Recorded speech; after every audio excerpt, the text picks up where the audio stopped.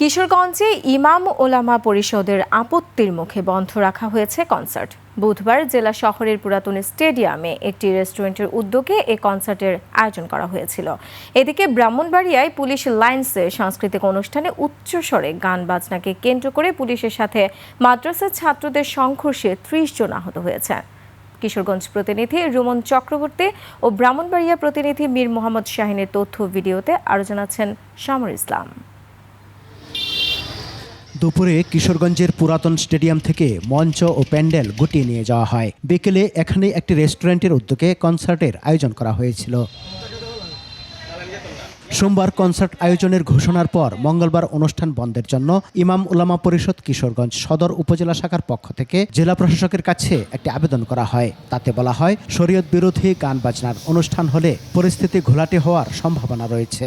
আমরা চাইতেছি না কিশোরগঞ্জে এরকম একটা কিছু হোক, অতীতে হয় নাই, এখনো যেন না হয়। এই জন্য আমরা ডিসি সাহেব, এসপি সাহেব, পুলিশ আর যারা আছে সবার কাছে আমরা অনুলিপি দিয়েছি। প্রশাসন বলছে, গোয়েন্দা সংস্থাগুলোর রিপোর্টের ভিত্তিতে কনসার্টের অনুমতি বাতিল করা হয়েছে। কনসার্টটা হচ্ছে না, যে ওনাদের নিজেদের পরিশ্রমের লাইসেন্স নেই। আমাদের কাছে ঠিকমতো আবেদন করেছে, নিজেরটা ঠিকঠাক হোক। এদিকে মঙ্গলবার রাতে ব্রাহ্মণবাড়িয়ার পশ্চিম মেড্ডা পুলিশ লাইন্সের ভেতরে চট্টগ্রাম রেঞ্জের ডিআইজির আগমনে অনুষ্ঠান শেষে উচ্চস্বরে গান বাজনা চলছিল। সে সময় কয়েকজন মাদ্রাসা ছাত্র শব্দ কমাতে বললে দুপক্ষের মধ্যে উত্তেজনা ছড়িয়ে পড়ে।